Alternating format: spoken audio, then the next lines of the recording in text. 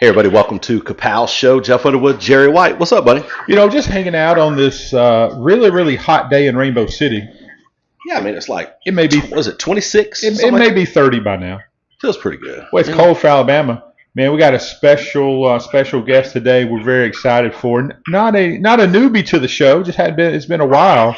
With us live from Etowah, head coach Scott Peavy. Welcome. Hi, thank you for having me. So, are you down there showing these dudes how to dunk the basketball today? No, we had a teacher not here today, so I got to watch their class while I'm talking on the show. So I'm multitask. So if you just need to take a break and yell at somebody, just do it. Yeah, please do that. That's good for ratings. Put that down. And call their name live on air so their mom and dad will be mad. Yeah, their parents will be here in a minute. I don't want to do that. We need to know. Hey, first of all, let's just jump right in, Coach. And the lot going on in the state of Alabama where high school athletics is concerned, and we'll get to that. But let's just step back and kind of walk over the year. Obviously, not the kind of year as far as the record book goes that we wanted for Etowah, of course, but you know what? You can learn an awful lot about yourself and about your team in a loss. So kind of just break down the season and what you liked about it. I was proud of our kids. There was, I see some people talking about, some of the regions that have just been drawn up and how some of those regions are not good for some teams. But I don't know if anybody ever stood up with that last region we were in. It was brutal. Now it was a huge powerhouse in the state. As far as, there were 6 teams that had over 600 wins in the history of their program. One of them had over 700, Right.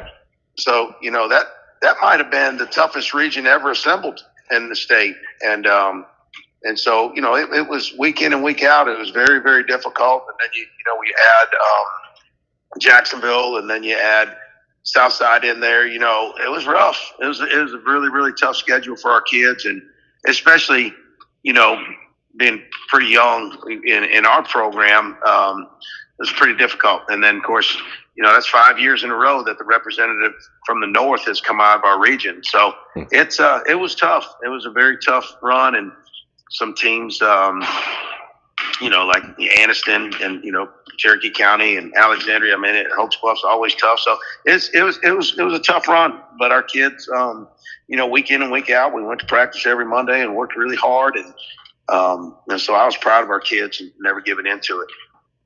And you found a way to win at the end. Yeah, that was exciting because, I've coached a lot of teams. And again, this is my 30th year. So I've coached a lot of teams that at that point, with not having a whole lot of success, that they may not have given their best effort there at the end. So I was really proud of our kids and coming out and playing really hard at the end and ending on a really good note. I'm just looking over some of these teams, Coach, and I didn't look at it from that perspective, but Anniston, what a run! From an athletic standpoint and a pure speed standpoint, not a lot of teams better than Anniston. No, and they did a great job of, early on they suspended some kids and disciplined some kids and got all the kids on board. And, so by the time they got into region play, they were, had everybody on board, and they were really good. They were really good and really fast. And, that wasn't the only fast team. Alexandria has a bunch of kids that can run. They can fly. So, there's, again, that's not only them. And then, of course, Asheville has the best year they've had in forever, and they were really good too. So, it was brutal for sure. And that quarterback at Asheville, good gracious, I don't think he got enough credit for the kind of athlete he is. And it's on display right now in the basketball season. The kid's dunking left and right. I think he averages over 20 points a game in basketball. Incredible. And, he's fantastic. And, they had a really good receiver and just some tough linebackers. And, they really had a really good team, a really senior-heavy, really good football team too. So and they did a great job. Coach, if you look at the coaches in that region, Rico Jackson, I mean, who's on a higher trajectory than this guy? But then you got Hall of Fame family, Todd Ginn, Jacob Kelly, what he did at Cherokee County. Mark Sanders knows how to coach football. Phil Phillips, Hall of Fame coach Mike Robertson. Good Lord. You're right. That's a brutal. And the Smith at White Plains is a really good football coach. Clint Smith, right. Mm-hmm. Clint Smith. They got the best helmets around, too, by the way. They do. Do you like them? We do, man. That's a good-looking helmet, Coach. That white clean. Hey, Coach, what's your biggest takeaway from this season? And what goals do you have? Obviously, to win football games, but for this upcoming year with this group that you got, because you got some dogs, you got some guys that can play. We do.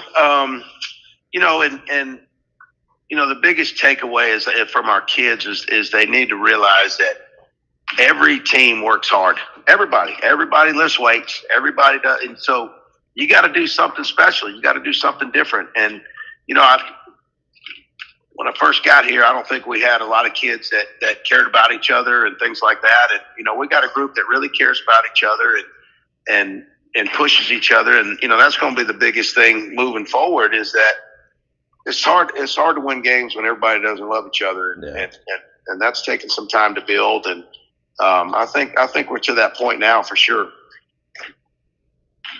Hey, let's talk a little bit about the new weight room.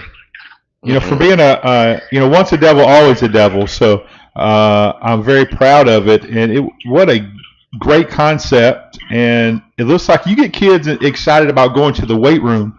You've already won. Yeah, and that's and our school system has changed the format of that too.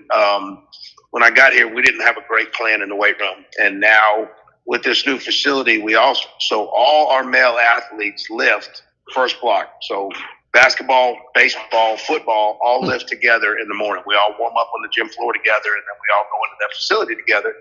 And it's wall to wall athletes, so it's a great atmosphere every morning. Our kids are excited about it, and there's been some huge improvements in that aspect of it. And of course, being in a facility like that, everybody wants to get better. So it definitely has changed the mentality of the work that's put into the weight room. And then our female athletes all lift at the end of the day together, so they're getting the same type of thing going for their programs as well. So that's all been fantastic. All the females lift at one time, all the males at another time, and so we're all bought into that.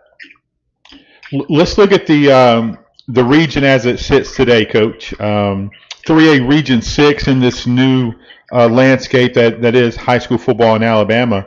I looked at every region, and man, yours when you look at kind of some natural rivals, you still have it. When you look at distance as far as travel, it could have been way worse.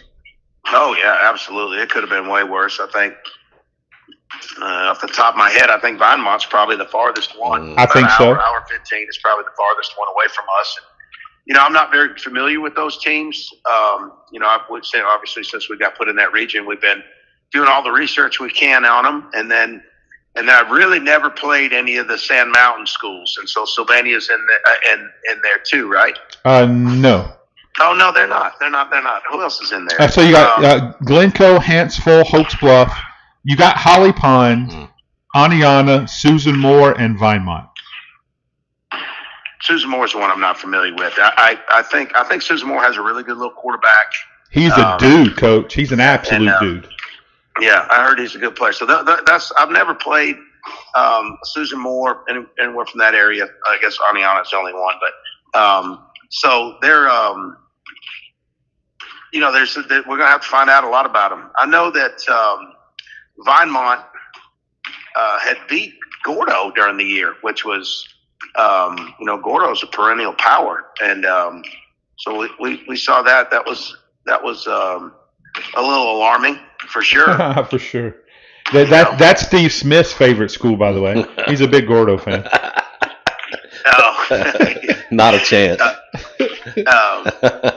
Hey, so a lot of schools that I got to find out. I don't know much about some of those, and we've got to get to work for sure. Hey, let's talk about scheduling. How were the non-region games? How easy or hard was it to get her scheduled together?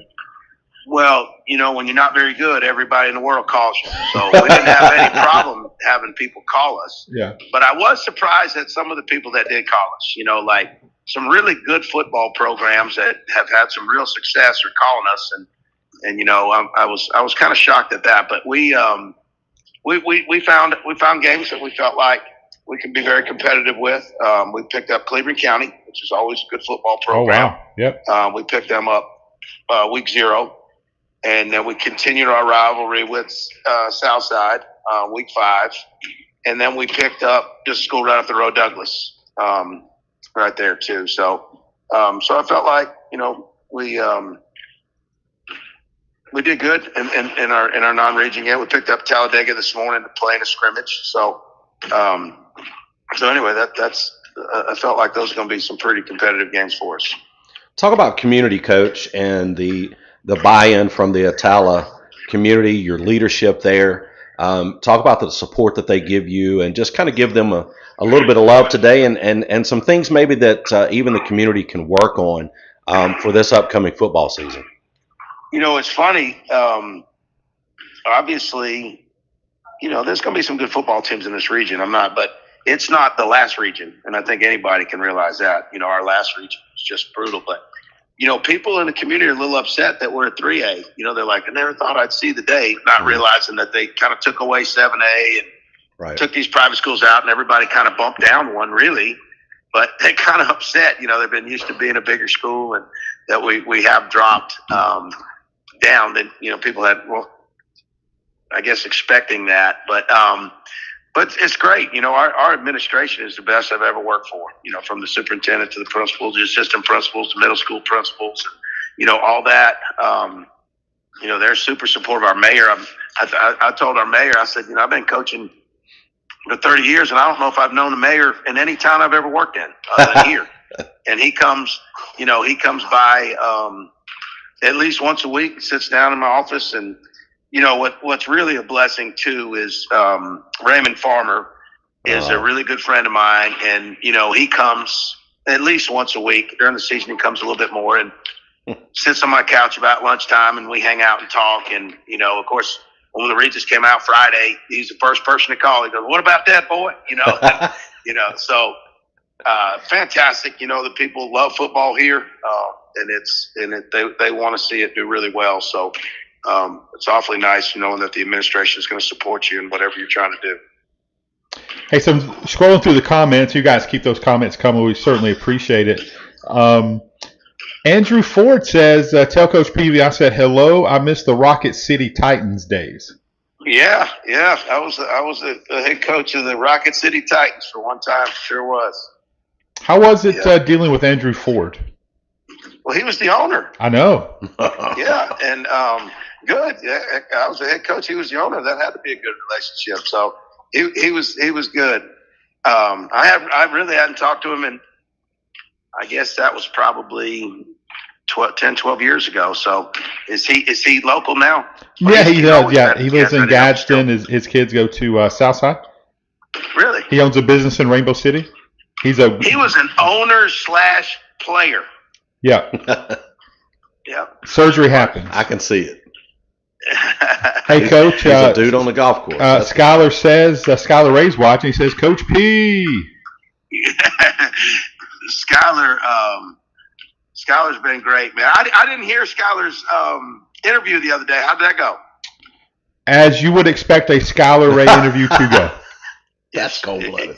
It comes from anywhere. You never know where it's coming from. Here's the thing. For people who truly know Skylar, I can't name a better dude. Truly. Absolutely. And a football dude, too. He is he doesn't get the credit. I really wish he would grab a head coaching job somewhere. I love to see him leading a program. I do too. Yeah, we had a very eventful Christmas break. Me and Skylar and my son, we went to, and other people as well, but they went to Michigan before I before I went with him. But then we went to Utah, we went to Idaho, Massachusetts, and New York hunting. And so we chased them ducks around for a while, for sure. Man, were you with him? Were you the reason they couldn't get gas and you broke the trailer? Oh, I was there. No, I was there. We were getting directions from one of the other guys with TC Duck Club, and he really wasn't. We weren't really paying attention very well, and ran into the gas pump. That really happened. And that really happened. That sounds fun. I'll tell you this now. I don't know if he told you the story. We almost all drowned too. Now. No, he didn't. He didn't tell me that one. Yeah, we did. We were Skyler. I was like, hey, Skyler. He put you in some ducks, but we were riding. And I said, Skyler, we got stuck here yesterday. We might need to get out into the channel. He said, well, I'm following the channel on the graph. I said, okay, we got stuck here yesterday, though. And in 2 seconds, we get stuck, and the boat locks up, and everybody tumbles. Oh. Well, we got to get out and push. So we're out, 4 of us. Skyler's one of them, me, my son, Skyler, and then one of the guys that was a camera guy. We start pushing, and all of a sudden, we go from 2 feet of water, 15 feet of water, and we all go in. And we all got waders, and the water's 34 degrees, and it's about 5 degrees out. And we're drifting off, and we got to turn and swim. And of course, our waders fill up with water, and we're dragging the cameraman, and it was pretty scary. Now, I'm not gonna lie. And we actually have a video of it. The guy that was our cameraman videoed the whole thing. That's got to make it to the episode. Well, here's what I know for sure. I have it on high regard, Coach, from someone that was there that says, you didn't help at the gas station at all. That would be a lie. I helped hook up the chain to pull the fender off the tire. I was all in. I did laugh. Skyler had a funny story in the middle of it too. Skyler was actually laughing. I'm like, we just ran into a gas pump, and Skyler's laughing like it's just another day. Well, for his life, it is. It is. I come to find that out. That's great. Skylar Ray's as good as it gets, man. Hey, his son can spin the football too, by the way. Oh, now his son and I, we were on the bus, and every time the bus stopped, I said, every time we stop for gas or food, we're gonna play catch. So we played catch all across the country. And he's a great kid. We had so much fun. He's a great kid. I'm going to need a DNA test. That's all I'm saying. Wow. Well, if you want to know how good Skyler throws a football, just ask him. He'll tell you. Oh, no, you ain't got to ask him. Because when we were broadcasting for Etowah back in those days, he took every bit of the 2 reps. Oh, yeah. Like the backup quarterback just caught the ball. Yeah. No one threw it more than Skyler Ray.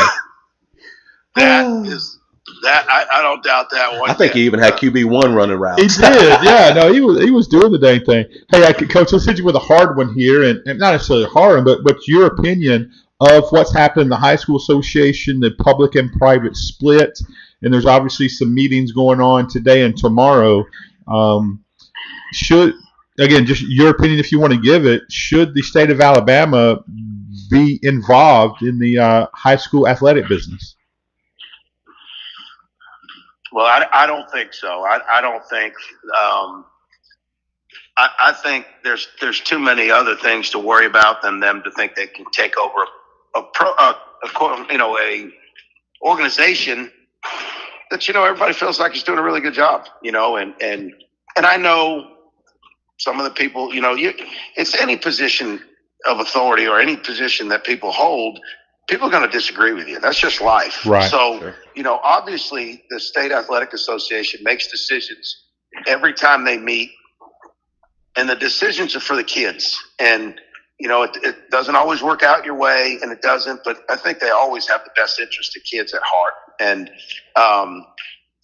so I just don't think they should take over an organization that's doing a really good job. So, it just sets a precedence that they can just take over anything, right? That's true. So anyway, I feel like they're going to make decisions that it's like being a football coach. Half the people agree with it, half the people don't. And you just gotta. You can always stand by. You try to make the right decision by kids. That if you're doing that, you're going to be okay. And And I think they're always doing that. I think they're always making the decision that's best for kids. Let's switch it up just a little bit, Coach, and we can dive right back in there and get your thoughts at all. But big news: the state of Michigan went ahead and said, "Hey, we're okay in some capacity with NIL in the high school ranks." It's probably coming to Alabama. There's a lot of push for that coming to Alabama.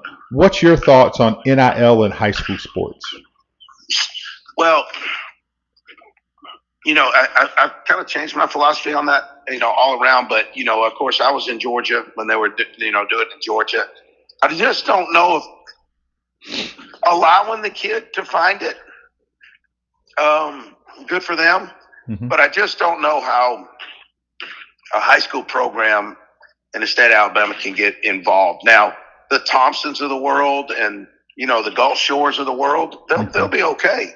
But, they sure will. You think? We talk about us, the guys, the Collinsville and the Etowah and, the Pleasant Valleys of the world, like they're we're trying to pay the light bills. We're trying to make sure we're putting our kids in the best equipment possible. Mm-hmm. I just don't see how anybody can actually find the money to pay kids. Do you think it's an opportunity or a distraction for the student athlete? I think it's an opportunity. Again, if you want what's best for kids, if somebody can market themselves mm-hmm. and get and raise some funds for it, good for them. I think that's a good thing. But I think that Alabama. So many schools in Alabama struggle, and if you ever want to talk to Pleasant Valley and talk about the way they have to pay their light bill. Yeah. You know what I mean? We're trying to do that kind of stuff. We're trying to make sure that our kids have matching uniforms every week. And now all of a sudden we got to find a way to get a kid some money for an advertisement. Again, if the kids can do it on their own, and then more power to them. But I just don't feel like there's enough money out there in your everyday program that kids will, make a lot of money. Well, the way Michigan did it, Coach, and I'm a fan of, the school's not involved. So it's not pay for play. The finances does not come from the school whatsoever. It is the kid is allowed to go get something on their own, name, image, likeness, nothing to do through the actual school. So the coaches are not involved. Coaches aren't involved at all. Okay. As far as the way Michigan did it. Right. And so that's great. But again, just like here, probably one of our biggest supporters here is Ace Hardware. Well, if Ace Hardware decides to start sponsoring kids instead of the program, mm-hmm. then you're talking about, how you going to pay the light bill, mm-hmm. So it could be an issue, but again, I think I just don't know how many opportunities, and that's me being ignorant, that's me being old school probably, how many opportunities there are for kids, but, I never thought that college football would be like it is and how much money kids are making there. I think we probably better do a good job of regulating it because college football has not. That's exactly right. Coach, your former owner just says he will give you NIL deals for Etowah. He can promise a job when they get out of high school. That's what I'm talking about. See. That's what I'm talking about. So, see, this conversation paid off for our kids today. It's connections, man. And you know what it's like working for Andrew. He's a great boss, right? No doubt. He's a good dude. Hey, let's talk about your younger programs. Let's talk about a little bit about your Peavy program. I think we should call it Peavy football. The Peavy program and the middle school ball. How are those two looking? They're really good, and our middle school coach does a great job. Tommy Worthy does a great job, and never heard of her. And they had some. We have some really good athletes in those groups, and and that group went to a couple of those national championships and won some of those over the last few years, and now they're in the middle school, and then our youth program is fantastic. Those guys do an awesome job. They're really sold out, bought in, work really hard at it, and then and they're special. There's some special kids in those groups that can really, really play. And and the crazy thing about those groups is it's a lot of times in youth football you just have the fastest kid and you can win. Sure. Well, we got the fastest kid and we got a lot, and there's a bunch of them, and there's a lot of linemen in that group too. There's a lot of big kids that do a really good job up front too. So, and they're really well coached at every level. So, I'm very excited about our youth programs. And they all, like I said, they had a stat during the year. I forgot what it was. I wish I could pull it up. Something about the points scored versus the points given up, and it's staggering. In those, and there were several weekends in a row where like the C team would win 44-0, and the B team would win 50-0, and then the A team would win, 55-0. Something like that happened a lot, and so those guys are awesome, and they're all in. And we went to an entire Vices helmet program from youth football to high school. Mm-hmm. And so we're the only team in the state with the Vices deal that, and we did it from youth football to the very top. So we really made a huge investment to invest in our kids and their safety. And heck yeah. And we did it, like I said, with the Vices helmet. So, we had a big thing here where we fit every kid, every helmet is fit to each individual kid and all that kind of stuff. And we had a big night where we put the decals on it here in the town together. Heck yeah. You're a big, good. You're a big personality, right? I mean, anybody that meets you, you carry, you don't meet a stranger, it seems. And how do you find it with the involvement recruiting the hallways? I mean, do you see that the kids are showing more interest in wanting to come out for football from the middle school up? Do you see that that's going to help your team this year? I mean, maybe you've noticed some kids in the hall that have not been playing football and that said they weren't going to play football, and now they've bought in and hey, I'm all in. We do, and there's not a kid that walks these hallways that hasn't been confronted by me, one of my coaches. Our coaches, and we talk to them every day, and we really try to recruit our other sports too. We have a phenomenal baseball program with a phenomenal coaching staff that's all in on trying to get their kids to play, and the same with basketball, and so Tommy has done the same thing. He's encouraged all our kids, and when we come out, he's standing there giving five to everybody coming out. So all our coaches are involved in trying to get these kids involved as well. Yeah. And and the bottom line is, when those other programs are very successful and coached really well, you want those kids because they've already been through a disciplined program, and so you want your kids, the players that are going to come out to come from those kind of programs because they've already been conditioned, to what we feel like it's going to take to be successful too. So, but yeah, we're knocking on door, and we had, all those baseball kids. We get a large group of those kids who say they're going to come out and play. So we need them, and we need our kids that, have gone through a couple tough years to continue to play, because the hard part, they've been through the hard part. Now they got to reap the rewards of it. So we need those guys to continue to play too. So, that's an everyday battle. I think it is everywhere, but that's an everyday battle here for sure. Hey, Coach, let's talk recruiting. That tends to be a hot topic in the social media world, and coaches, public, private, the whole way. There is, and Jeff and I have spoken about this for years, there's a right way to recruit. In our opinion, it is social media. You come from a program with a lot of history. You have cool helmets. You have a place where people want to come. There's nothing wrong with that. There's a big difference in illegal recruiting and legally having a program that people want to come to. Talk about that. That's right. When I was, let's say, at Oxford, kids came from around to inquire about the program because the facilities were elite and the success was, evident in there. And so a lot of times you don't have to recruit. I think your facilities or, things like that, and then your social media presence to show that kind of stuff, that kids want to be a part of that program.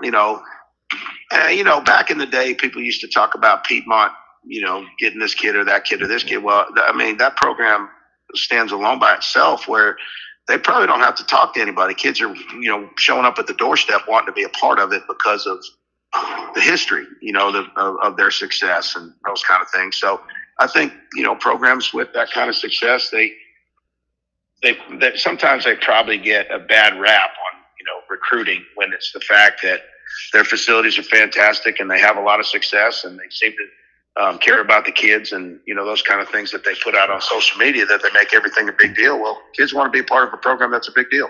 No doubt. So I agree with that. But, I think that's kind of the reason they separated public schools and private schools because of the recruiting. But, I mean, 20 years ago, that probably would have been a really good move by the Athletic Association. But now I think public schools recruit just as much, So, I mean, there's, programs that have instant success when they have 25, 30 kids move in. And then when that coach leaves, 15 of them go with them, So there's got to be some type of recruiting, going on. You keep Pell City out of this, coach. Easy. I don't know. Hey, I don't even know that coach, so I don't know. I know that that's just how some programs have been. And Jake's a good dude, by the way. I really like Jake. Hey, we got a great question, Jeff. You want to read this question? You may know this guy. Jerry's partner in crime, Coach Woody Gullidge.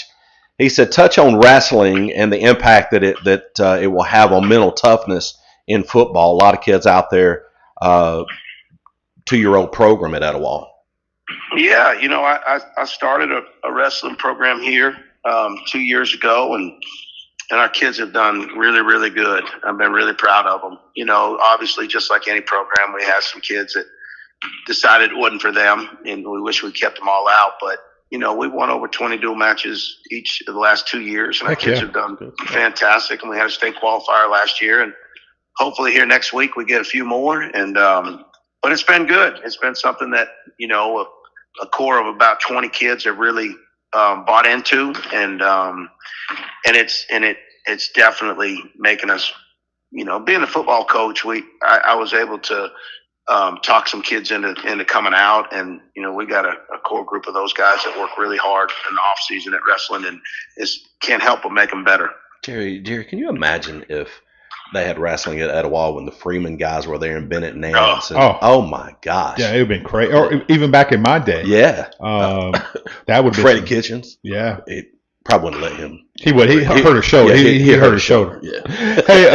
Hey, Coach Farmer says that. He said that all the time. He said, "God, I wish we had that when I was here." God. Well, we did. We didn't have a wrestling program, but we had mats, and that was part of the workout back with Wyman Townsville way back in the late 80s, early 90s. Is you got matched up on the mats, and there was no. I mean, we were WWE in it, man. We were suplexing. It got violent. But it's about toughness and it's about leverage. Yeah, I mean, I have a real passion for wrestling. I think everywhere I've been, I've been the head wrestling coach almost everywhere I've been. If they didn't have a program, I started it. So I 1,000% believe in what it can do for football. It's a great sport by itself, but what it can do for football is completely underrated as well. Hey, I just got a comment here, Coach. It says Tyson Davis has decided to stop playing sports, and he's going to accept a scholarship at the Ballerina School of Dance in New York. Yeah, that could be true, but I know his daddy, who I'm actually looking at coming out of the door right now, that would never happen. Oh, it's so funny. He's going to be a hair model. As soon as you started talking NIL deals, he's going to be the first kid.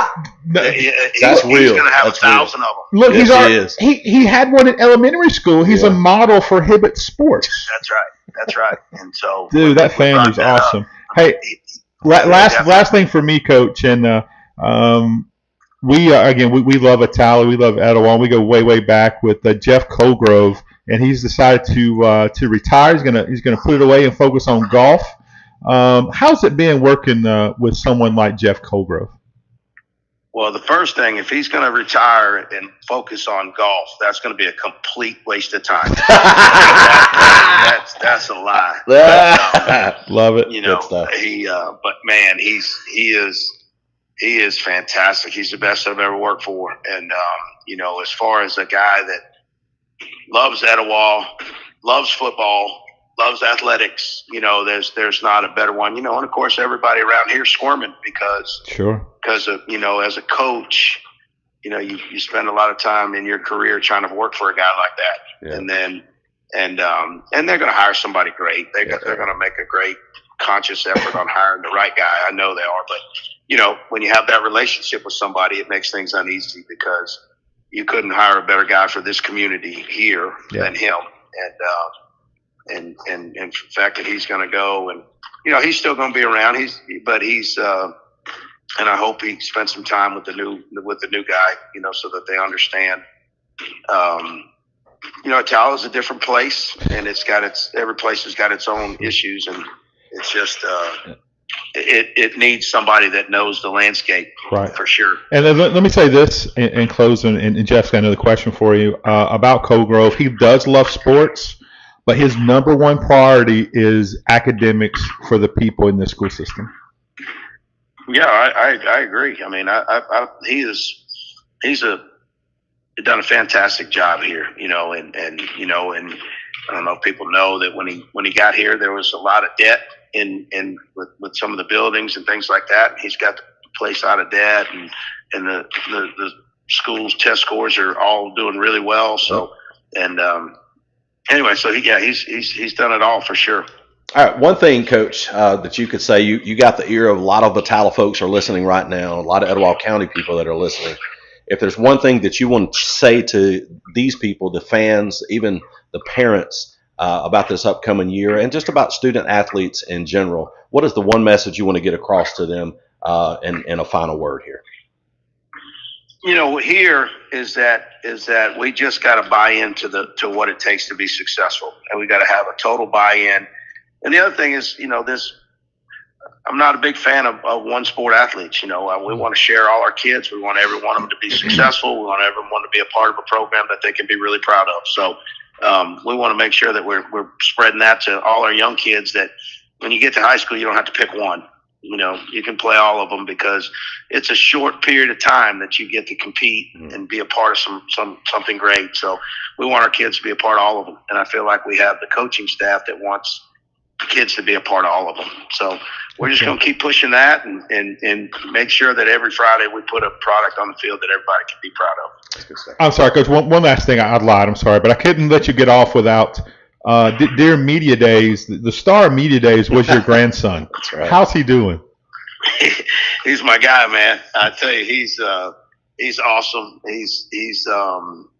He got to play some flag football this year in Oxford. Okay. And I was a little worried, you know, because he's 5 and he's playing flag football and his daddy's coaching him, and we couldn't leave school fast enough to go watch him play. And he played 9 games. He scored 27 touchdowns. And it was awesome. So he's doing really good. He's a duck hunter. And so, as a matter of fact, you know, Skylar does those duck hunting shows where he's like, or that social media that says, you stay tuned because we're going to keep killing them. Well, that's my grandson says it all the time. And he sends it to Skylar all the time. So we took him to North Dakota hunting with us.